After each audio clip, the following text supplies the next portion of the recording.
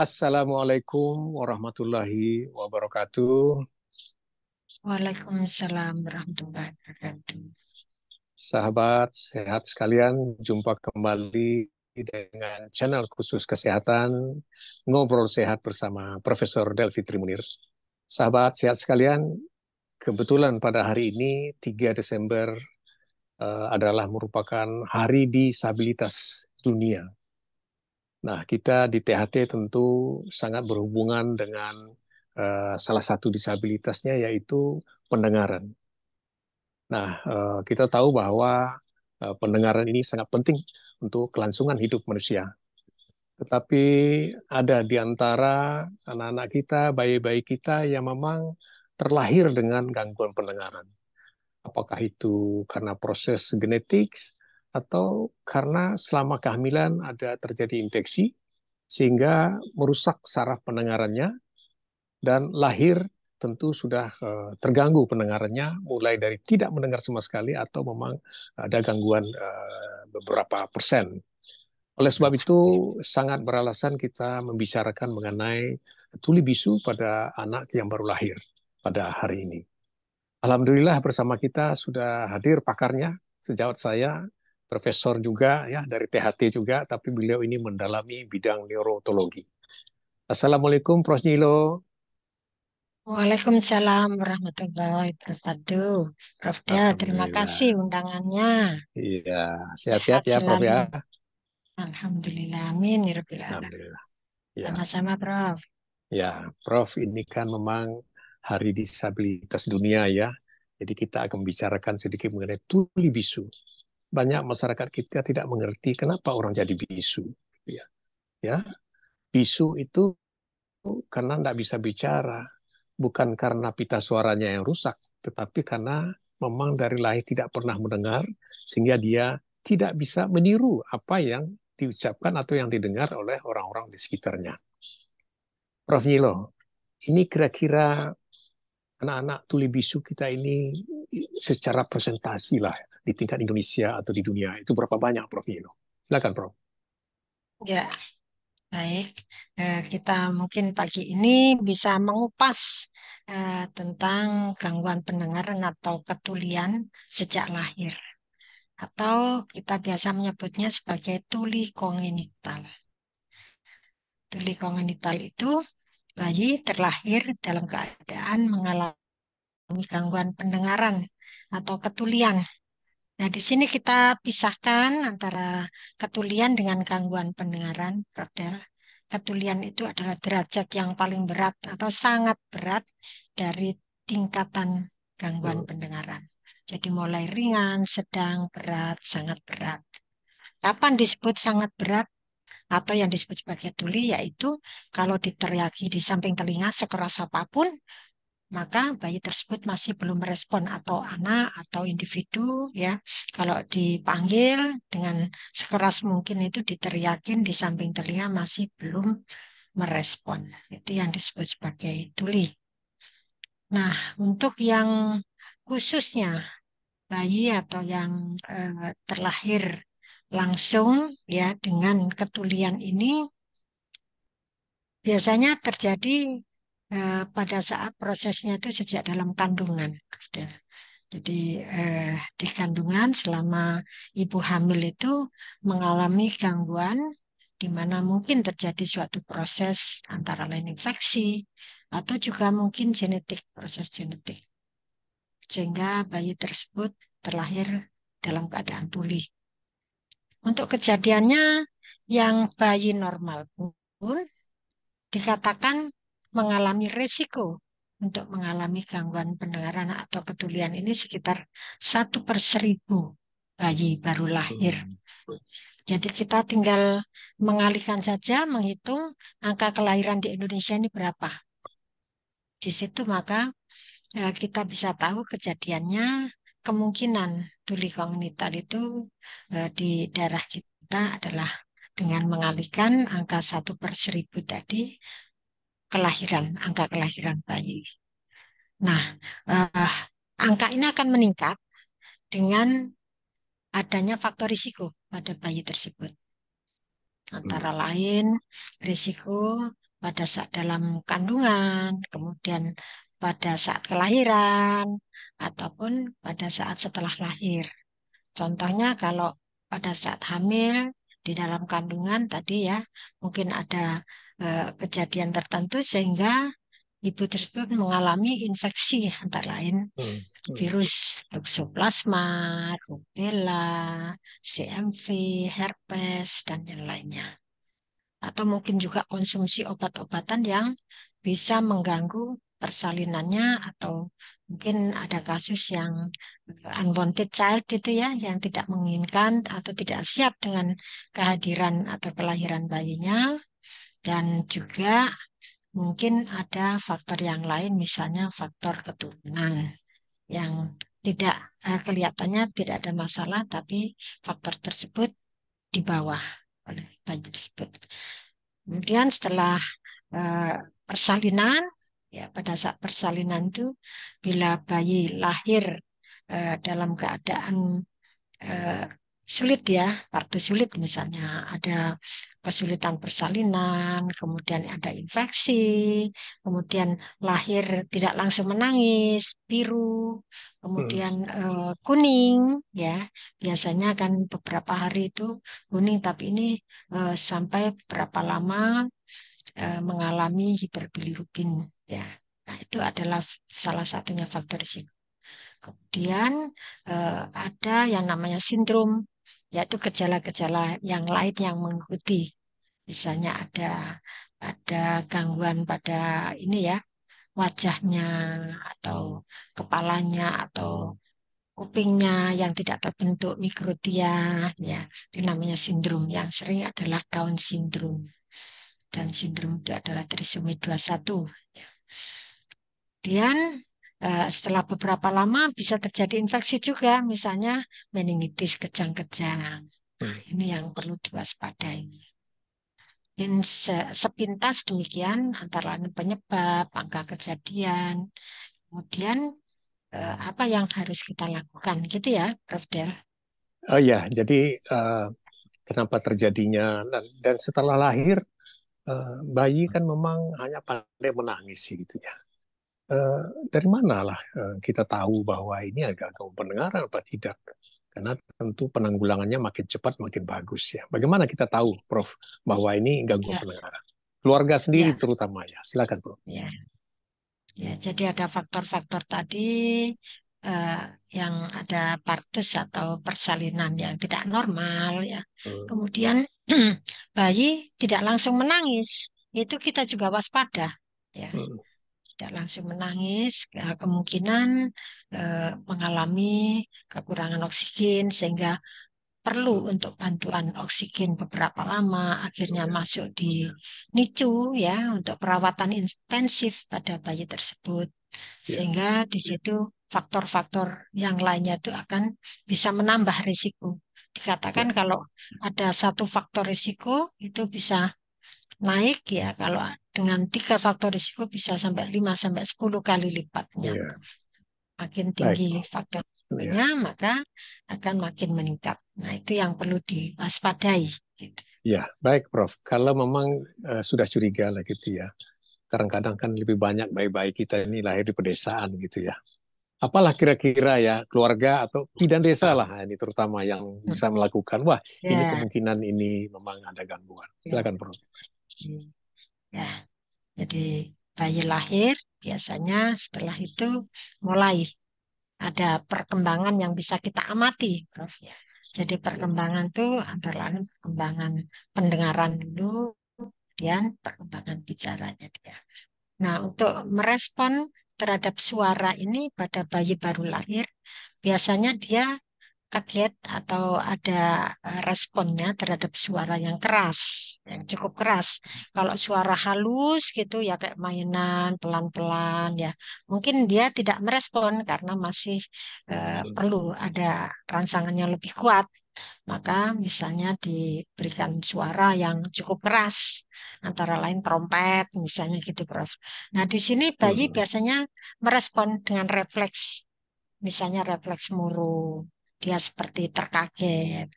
Atau dengan membuka mata walaupun sedikit itu kalau konsisten itu dianggap bahwa memang ada respon terhadap pendengarannya gitu. Misalnya kalau dia tidur kemudian membuka matanya, kalau lagi netei berhenti gitu ya. Kemudian eh, dia mulai ada bergerak ya merespon dengan suara itu. Ya, mungkin salah satunya itu, Prof, dengan cara yang sederhana. Ya, Tapi ya, pada saat ini sudah mulai sederhana. cara yang canggih ya, Prof. Bila ada kecurigaan demikian, maka perlu Ya, dipastikan lagi dengan pemeriksaan yang gold standar ya, standar ya, baku emas dengan merujuk ya ke puskesmas maupun rumah sakit yang ada ya. fasilitas tersebut. Iya, baik. Tentu ada juga ya pemeriksaan sederhana ya, Prof ya, pakai entah pakai lonceng atau dengan Ya, membunyikan mengetok trompet piring. ya. Itu cemana ya? Ya, Nah, cemana tuh? ya. Ya, jadi bisa pakai piring. Kalau piring bisa pecah itu, Bro. Ya. Pukul keras-keras. Mungkin Ya, ini panci, Bro. Kalau panci ya, ya, itu ya. kan Yang alat-alat ada di dapur kampung. ini bisa Ya, dipakai juga ya. iya, Jadi iya, kalau panci kan bisa keras suaranya itu iya, dipukul iya, iya, breng gitu. Tapi kalau iya, yang biasa ya orang-orang itu kan seperti menggebrak ini ya tempat tidurnya, prak gitu. hmm, Nah, iya, itu iya. saya kira kurang tepat karena mungkin yang direspon itu adalah getarannya bukan Getaran, suaranya ya, gitu. Jadi untuk eh, mengetes atau melakukan pemeriksaan pada pendengaran bayi atau anak itu dihindari kalau dia eh, menerima respon getaran tadi. Jadi hanya iya, suaranya saja ya. suara. Ya. Pakai panci Ya, boleh ya? ya, boleh. Yang gampang ada. Iya, Atau gampang. pintu ditutup keras mungkin Iya, juga ya. iya, Tapi getarannya iya. hati-hati mungkin. Iya. Satu lagi Ya, mungkin dia ya tidurnya terlalu sederhana. nyenyak ya, Prof. Tidurnya terlalu nyenyak ya. Ya, ya memang kalau bayi kan banyak tidur ya, Prof. Iya, Ya, iya, iya, iya, banyak iya. tidur, tapi biasanya kalau dengan suara yang keras, dia Bangun dia. mestinya kalau pendengarannya bagus, maka dia akan Iya, merespon gitu iya, dengan terkaget-kaget. iya. Tapi Nah, kadang-kadang juga bayi itu kan kaget-kaget sendiri ya. Tidak ada iya, iya, apa-apa, juga dia iya, terkaget-kaget sendiri. iya, iya, Makanya iya, kita perlu pemeriksaan itu beberapa kali secara ini ya, iya, simultan gitu ya. Jadi kalau misalnya eh, reaksinya itu konsisten, itu boleh iya, dibilang bahwa pendengaran iya, kemungkinan kesannya baik gitu. iya. Kalau sudah curiga lah ibu bidan kita atau keluarga ini terganggu ini Ya, dipukul ya, panci gak ada respon gitu ya. Artinya nggak ya, kaget dia ya. dari belakang dipukul, maka oleh sebab itu dikirimlah ke rumah sakit ya, tentu jumpa dengan Ya, dokter spesialis THT. Apa yang dilakukan Prof di sana ya, untuk mendeteksi lebih lebih pasti lah gitu, Prof? ya.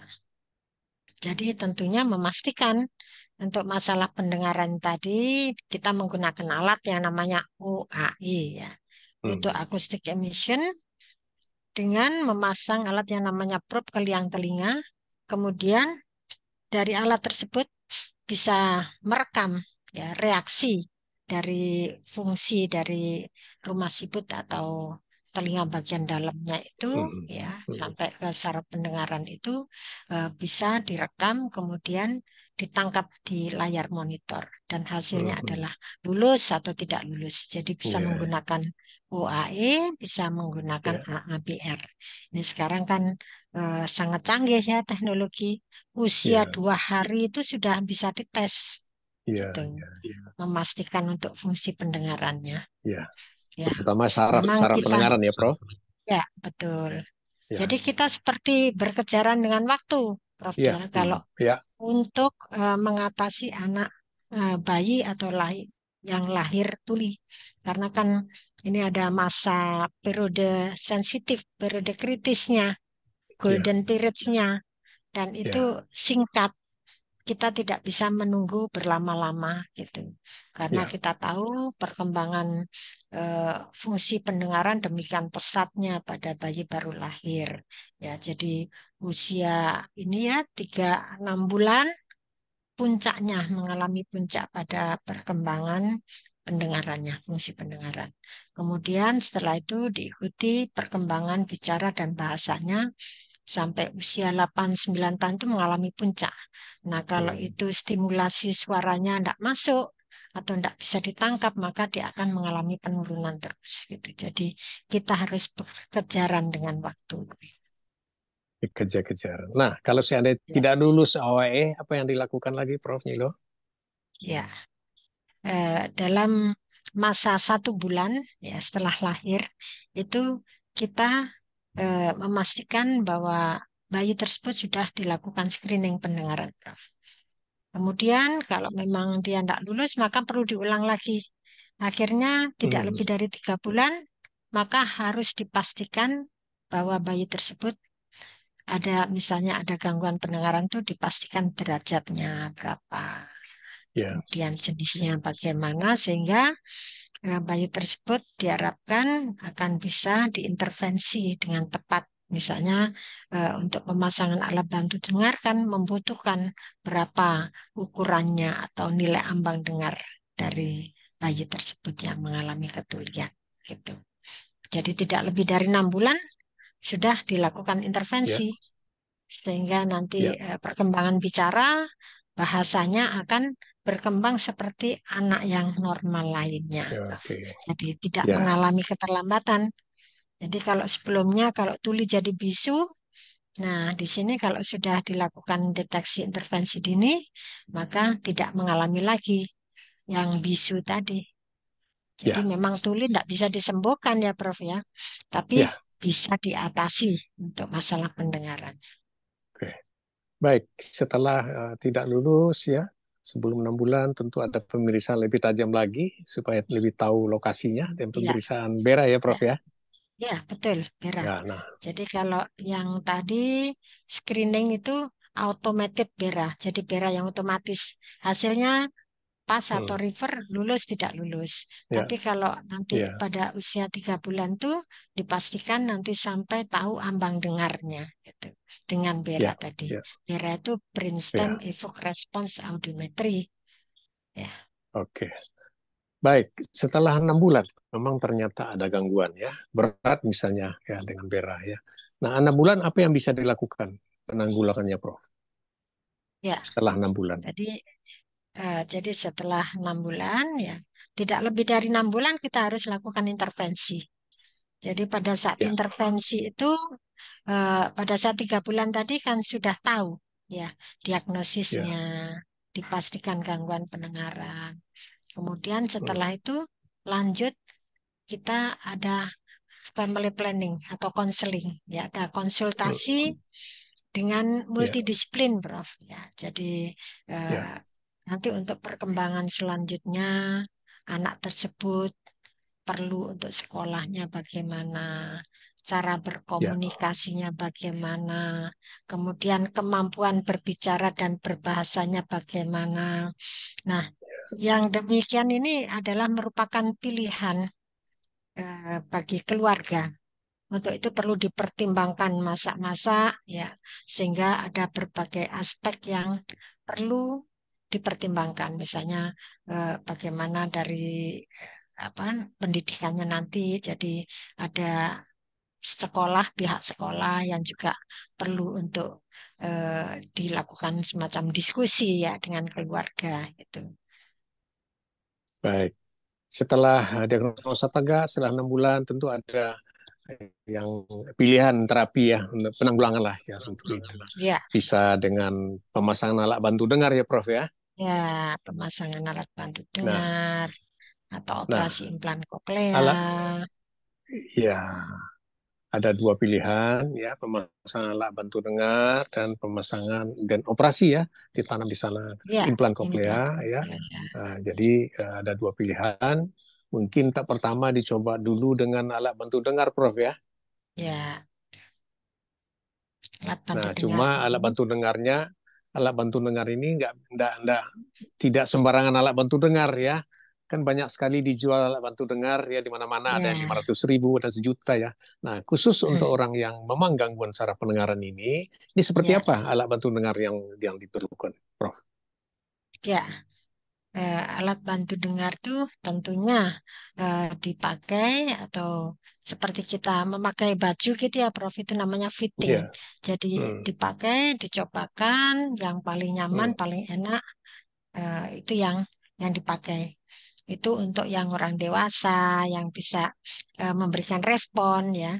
Tapi untuk bayi ini maka kita dasarnya tadi dengan pemeriksaan pera, kemudian dilanjutkan Ya. ASSR ya, sehingga Ya. ambang dengar tiap frekuensi itu kita sudah dapat perkiraan untuk melakukan fitting alat bantu dengar, gitu. Oke. Nah, alat bantu dengar ini cara kerjanya adalah amplifikasi. Jadi Hmm. meningkatkan suara yang eh, direspon ya, rangsang suara dari luar gitu. Semacam kita amplifier itu ya, meningkatkan Ya. Ya. di sound system itu suaranya diperkeras gitu sesuai Ya. Ya. dengan ambang dengarnya dia. Iya. Sedangkan kalau nantinya biasanya kalau sudah sangat berat itu ya makin tinggi derajat gangguan pendengarannya, pastinya suara itu akan makin sulit, makin kecil untuk masuk ke dalam telinga ya, sehingga membutuhkan alat yang lebih kekuatannya lebih besar ya, lebih kuat ya. Biasanya kalau yang Iya. sangat berat itu sampai dengan tingkatan yang super power misalnya begitu. Ya. Tapi kalau misalnya dalam waktu beberapa bulan kita evaluasi 3 sampai 6 bulan kemudian, nah perkembangan bicaranya ini masih belum memuaskan, maka sudah mulai berpikir ya untuk alternatifnya yaitu implan koklea gitu. Tentang cochlear. Tapi paling tidak alat bantu dengar tentu yang jenis digital ya. Ada dua jenis ya alat Ya, bantu dengar kita. ya, Ada yang analog, ada yang digital, dan khusus untuk yang ya, tuli saraf seperti anak-anak kita yang tuli betul. bisu ini Ya, digunakan ya, ada yang digital. Nah, apabila memang tidak memberikan respon yang baik, tentu langkah ya, terakhir adalah dengan operasi cochlear implant ya. Ya, ini ya, dibutuhkan tindakan operasi dan ada bahan elektronik yang ditanamkan di telinganya untuk ya, menggantikan fungsi daripada koklea ya, Prof ya. ya, betul. Oke. Baik, Prof. Sahabat sehat sekalian, jadi memang mendeteksi secara dini gangguan pendengaran pada anak bayi air sangat penting sekali agar supaya penanggulannya segera dilakukan. Makin dini dilakukan penanggulangan, baik itu dengan menggunakan alat bantu dengar ataupun dengan tindakan operasi implan, maka hasilnya tentu lebih bagus. Oleh sebab itu, bagi ibu-ibu ya yang melahirkan atau cucunya gitu ya, jangan lupa ya, sekarang rumah sakit mungkin di kabupaten sudah ada OAE, minta sekalian screening ya OAE gitu, dan di rumah sakit mungkin beberapa hari sebelum pulang dipastikan dulu ya pendengarannya apakah memang ada gangguan atau tidak dengan OAE. Sehingga segera mungkin bisa dapat ditangani secara baik kondisi pendengaran bayi-bayi kita yang lahir. Baik, terima kasih Prof. Nyilo atas pencerahannya pada hari ini. Ya, semoga ini bermanfaat untuk sahabat sehat kita sekalian, terutama untuk Ya, bayi-bayi kita yang lahir yang nanti akan menggantikan kita yang sudah tua-tua ini supaya tetap sehat dan tetap prima ya, walaupun gangguan pendengaran, tapi kalau dilakukan penanggulangan secara baik, bayi-bayi kita ini akan juga bisa beraktivitas secara normal nantinya kalau dia bisa diatasi dengan baik. Terima kasih Prof. Nilo. Semoga sehat selalu. Assalamualaikum sama-sama, warahmatullahi Prof. wabarakatuh.